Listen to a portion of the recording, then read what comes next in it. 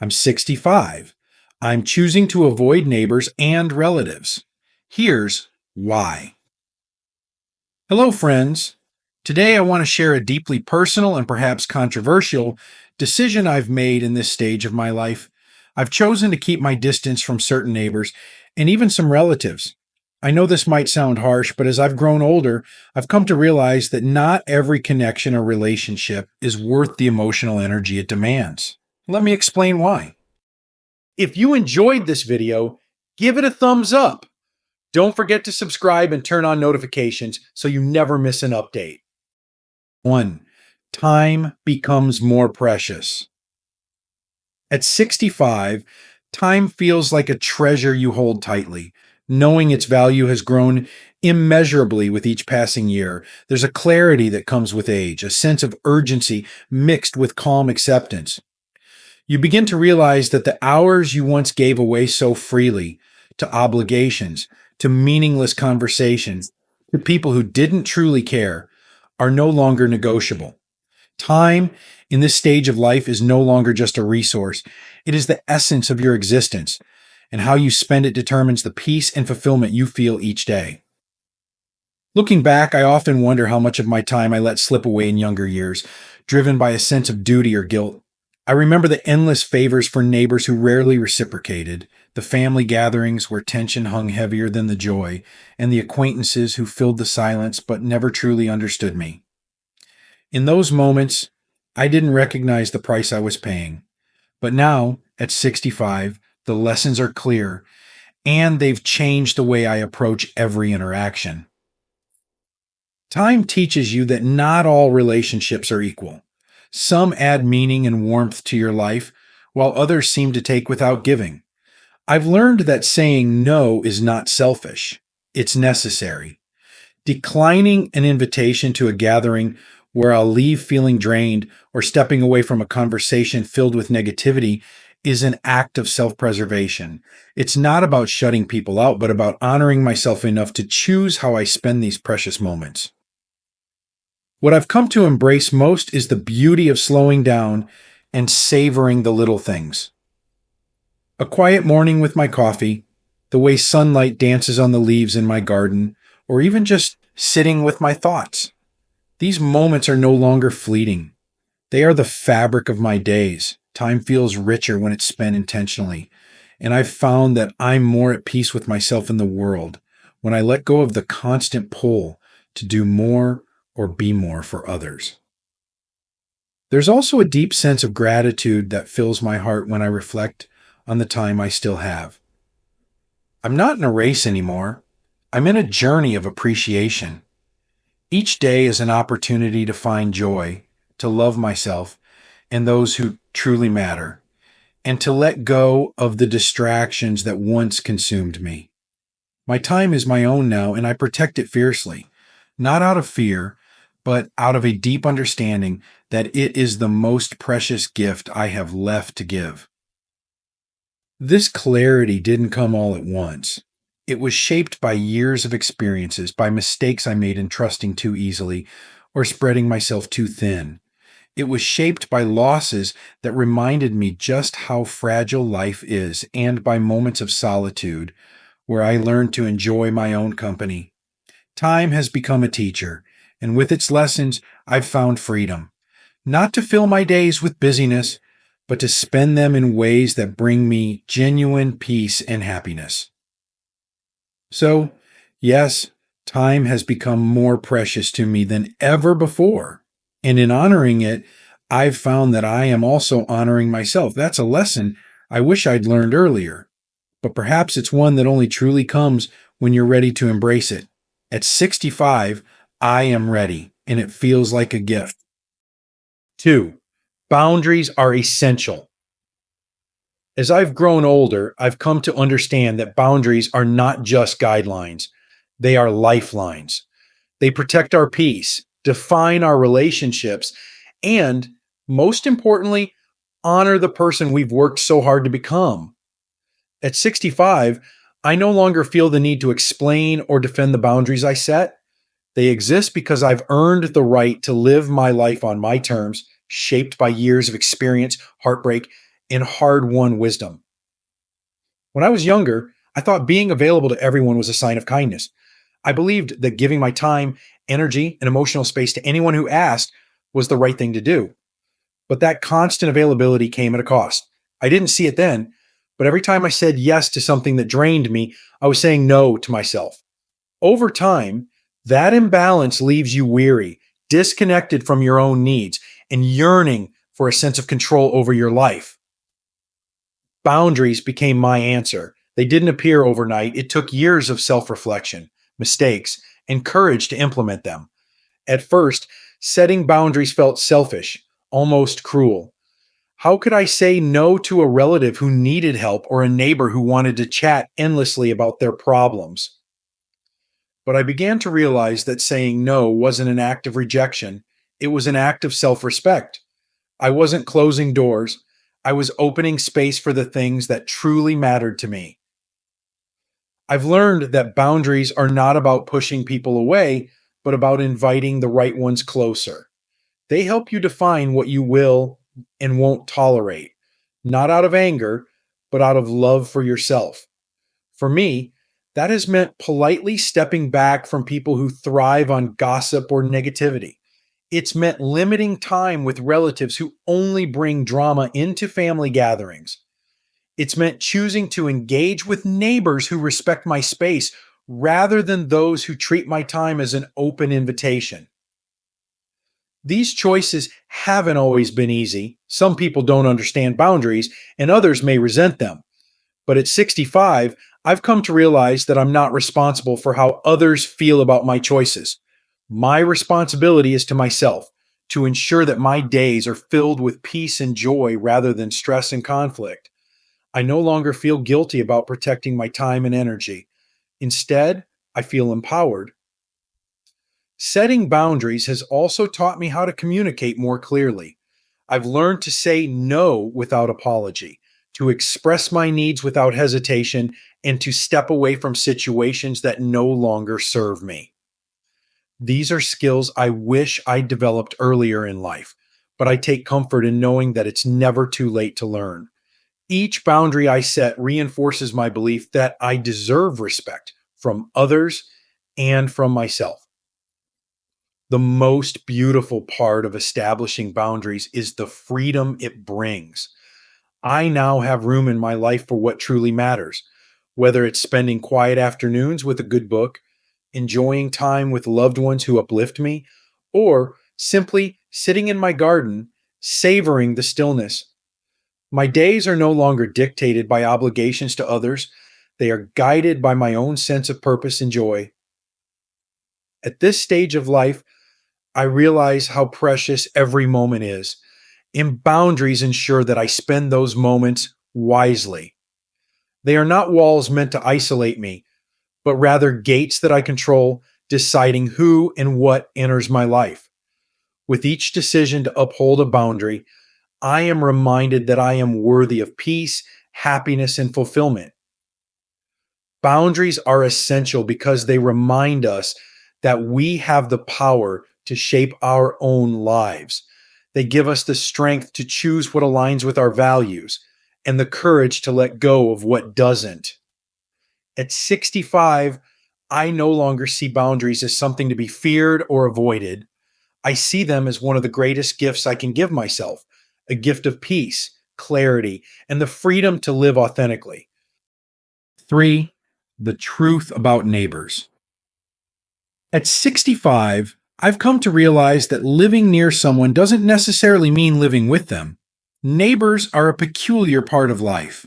They are people whose lives run parallel to ours, sharing the same streets, the same seasons, the same views from their windows. Yet, for all that proximity, the connection can often feel shallow, even burdensome. Over the years, I've discovered that navigating relationships with neighbors requires just as much discernment as managing family or friendships, and sometimes even more so. There was a time when I thought being a good neighbor meant saying yes to every favor, engaging in every conversation, and making myself available whenever someone knocked on my door. I used to feel obligated to be part of every neighborhood gathering, to offer my time and energy, to those around me, no matter how little we had in common. But as the years passed, I began to notice something unsettling. Not all neighbors respected boundaries, and not all interactions left me feeling uplifted. In fact, many left me feeling drained.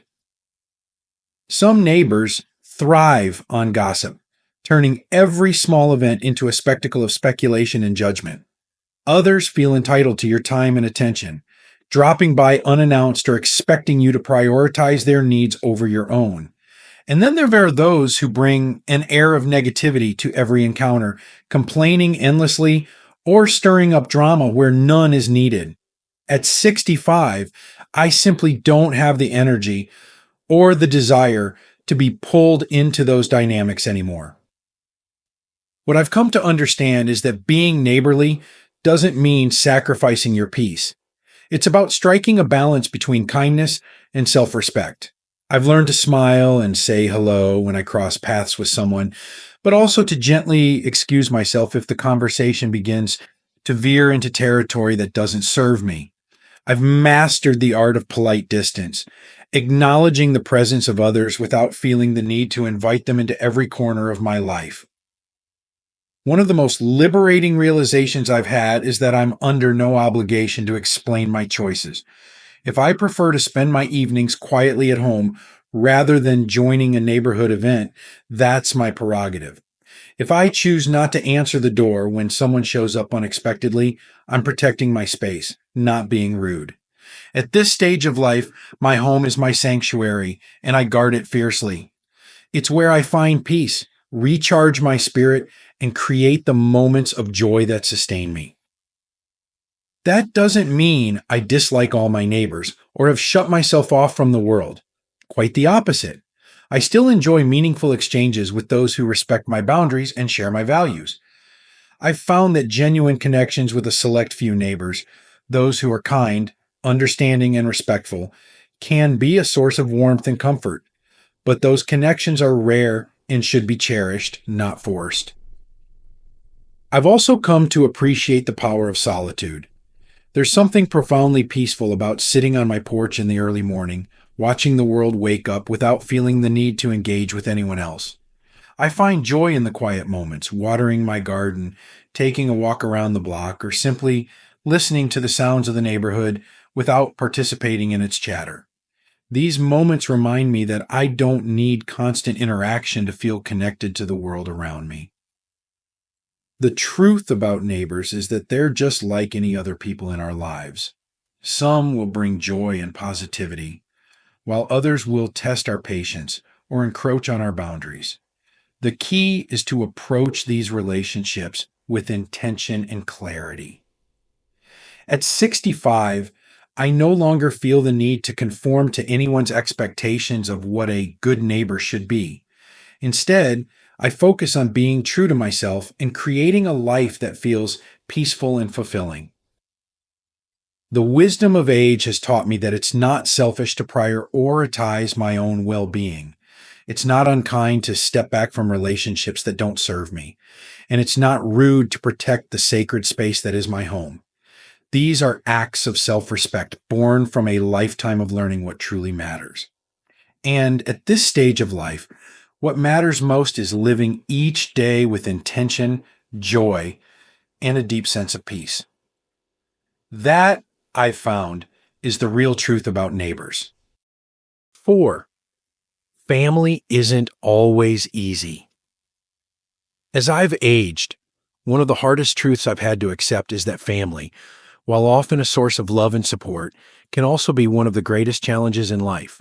At 65, I've learned that the bonds of blood don't guarantee understanding, respect, or even kindness. This realization has been both liberating and heartbreaking, forcing me to reevaluate my relationships and redefine what family truly means to me. When I was younger, I held on to the idea that family should always come first, no matter what. I thought that maintaining those ties, even at great personal cost, was a duty I couldn't shirk. But time has a way of revealing the complexities of relationships. Family gatherings that should have been filled with joy often became arenas for old arguments to resurface. Calls that should have brought comfort instead carried demands, criticism, or complaints. And somewhere along the way, I began to see how much of myself I was sacrificing to uphold connections that weren't built on mutual care. It's a difficult thing to admit when family relationships become toxic. There's an inherent guilt in stepping back, a voice that whispers, "But they're your family." I've felt that guilt many times. But over the years, I've come to understand that being related by blood doesn't give someone the right to hurt you, manipulate you, or take advantage of your kindness. Respect, trust, and love are earned even within a family, and they must flow both ways to be meaningful. At 65, I've chosen to prioritize my peace over the societal expectation that family should always come first. This doesn't mean I've cut ties completely or harbor resentment. It simply means I've set boundaries to protect myself. If a family member brings more stress than joy into my life, I see less of them. If a conversation consistently leaves me feeling drained or diminished, I engage less. And if a relationship has no respect for my time, my values, or my well-being, I've learned to let it go. This process hasn't been easy. Letting go of family ties, even partially, feels like letting go of a part of yourself. There are memories attached to those bonds, birthdays, holidays, shared laughter, that make the distance feel like a loss. But there's also a profound sense of freedom in recognizing that I don't have to hold on to relationships that harm me. I can choose to focus on the family members who bring light into my life, who listen, support, and genuinely care. And I can create space for chosen family, friends, and loved ones who have become just as important, if not more so, than those I'm related to by blood. One of the most valuable lessons I've learned is that stepping back doesn't have to mean shutting down. I've found ways to approach difficult family relationships with compassion, even from a distance. I no longer engage in arguments or try to change people who have no interest in changing. Instead, I've learned to accept them for who they are while recognizing that I have the right to protect my own happiness. Family isn't always easy, and it's not supposed to be. These relationships are some of the most complex we navigate in our lives, filled with shared history, deep emotions, and conflicting expectations. But at 65, I've learned that it's okay to let go of the idealized version of family and embrace the reality of it instead. It's okay to prioritize your mental and emotional health, even if it means redefining what family looks like for you. The beauty of this stage in life is that it brings clarity. I no longer feel the need to please everyone or meet unrealistic expectations. I no longer chase approval or cling to relationships that leave me feeling empty. Instead, I focus on the connections that nurture my soul, whether they're with family, friends, or even myself. And in doing so, I've found a sense of peace that I wouldn't trade for anything. Family isn't always easy, but it's a part of life that teaches us resilience, forgiveness, and the importance of self-respect. And at this stage, I choose to carry those lessons forward, using them to create a life filled with love, not out of obligation, but out of genuine connection and care. That, I believe, is the truest definition of family. 5. The joy of solitude. At 65, I've discovered that solitude is not something to fear, but a gift to cherish. It's a quiet space where I can reconnect with myself, free from the noise of the world and the expectations of others. In my younger years, I might have mistaken solitude for loneliness, but now I see it for what it truly is, a sanctuary of peace, reflection, and self-discovery. Life has a way of pulling us in so many directions. When we're younger, we're caught up in the demands of work, family, and social obligations, rarely stopping to ask ourselves what we truly want or need. Solitude often feels like a luxury we can't afford, or worse, something to avoid, because it forces us to confront our thoughts and feelings. But with age comes a different perspective. I no longer see solitude as something imposed upon me, but as a choice I make for my well being. The beauty of solitude lies in its simplicity. There's no need to explain yourself or meet anyone else's expectations. I find joy in the quiet moments of my day. A cup of tea in the morning, as the world slowly wakes up, the rustle of leaves in my garden as I tend to my plants, or the soft hum of a favorite song playing in the background as I lose myself in thought. These moments remind me that peace doesn't come from external achievements or recognition, it comes from within. Solitude allows me to reflect on my journey, to revisit the memories that have shaped me and the lessons I've learned along the way.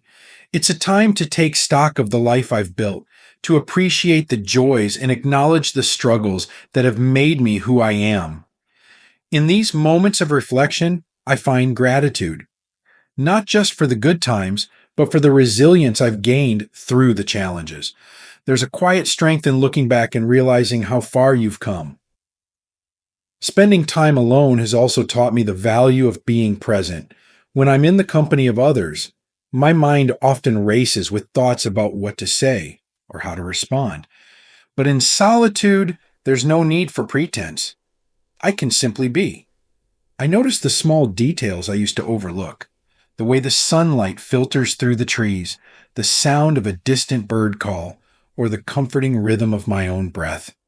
These moments ground me, reminding me that life's greatest treasures are often found in its simplest pleasures. I've also realized that solitude doesn't mean isolation.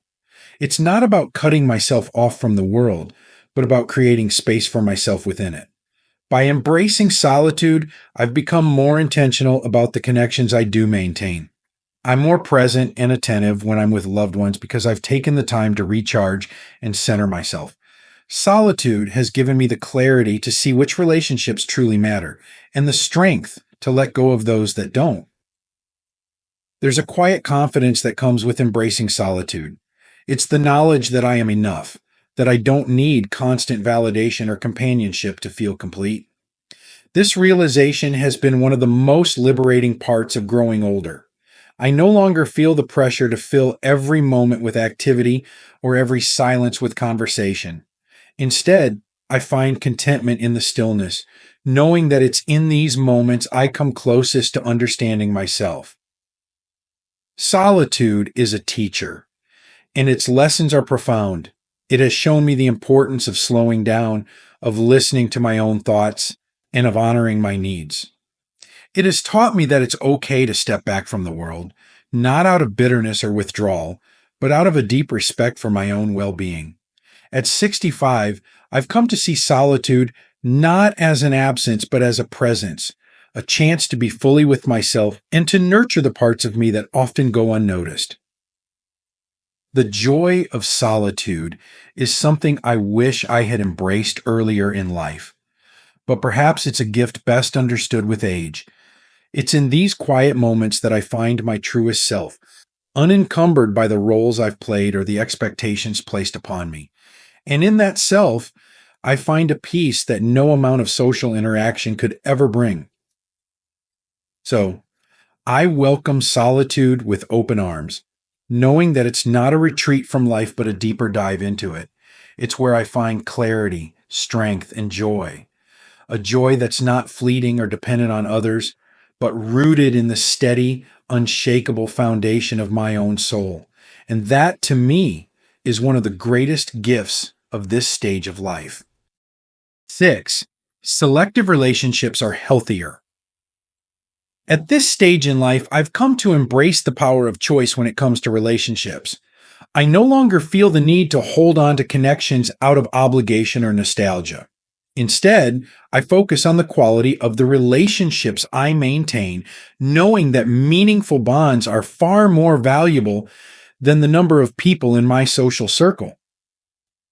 In my younger years, I often felt the pressure to be everything to everyone: a supportive friend, a dependable family member, a sociable neighbor. I stretched myself thin trying to meet expectations, even when it left me feeling exhausted or unfulfilled. But as the years have passed, I've come to realize that not every connection is worth the effort it requires to maintain. Some relationships are like seasons. They serve a purpose in our lives for a time, but they are not meant to last forever.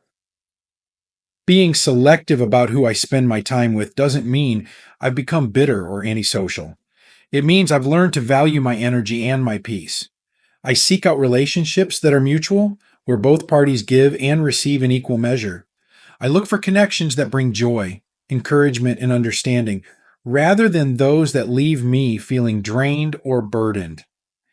And I've learned to walk away from relationships that no longer serve me, not with resentment, but with gratitude for the lessons they've taught me. This shift in perspective has been transformative. By choosing to surround myself with people who genuinely care, I've created a circle of support that uplifts me rather than weighs me down. It's not about having a large group of friends or a busy social calendar. It's about cultivating meaningful moments with those who truly matter. These connections, however few, add richness to my life that no amount of superficial interactions could ever provide. Selective relationships are not just healthier, they are freeing. They allow me to invest my time and energy in the people who align with my values and who respect the person I've become. At 65, I understand that my time is precious and I choose to spend it with those who bring light into my life. In doing so, I've found a sense of contentment and fulfillment that eluded me in my younger years. It's a lesson I've learned with age and one I treasure deeply. 7. Protecting your peace. Protecting my peace has become my guiding principle, a commitment to myself that I will no longer sacrifice my well-being for the sake of others' expectations or demands. At 65, I've come to see peace as the foundation of a good life, and I guard it fiercely. Life has taught me that peace doesn't come naturally. It must be cultivated and protected. It requires intentional choices about who I let into my life, how I spend my time, and what I allow to occupy my thoughts. There are so many forces in the world that threaten our peace: conflict, negativity, and the relentless pace of modern life. For much of my life, I allowed these forces to invade my world, thinking it was my duty to handle them or that they were simply unavoidable. But now, I see that peace is not something that happens to you. It's something you create. Protecting my peace often means saying no. No to invitations that feel more like obligations than joys. No to conversations that spiral into negativity or drama. No to people who take more than they give. It means stepping away from situations that threaten my emotional or mental health, even if it's difficult or uncomfortable. It's not about being selfish. It's about recognizing that my well-being matters too. At 65, I've also come to understand that protecting my peace is not just about avoiding negativity. It's about actively seeking positivity. I fill my days with activities that nurture my soul: reading, walking, spending time in nature, or simply sitting in silence. I seek out relationships that bring me joy and comfort, and I surround myself with beauty and tranquility wherever I can find it. These are the things that sustain me, that remind me of the goodness in the world, and that restore my sense of balance when life feels overwhelming.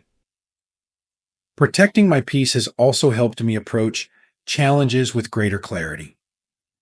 When I'm not bogged down by unnecessary stress or conflict, I can face difficulties with a calm and focused mind.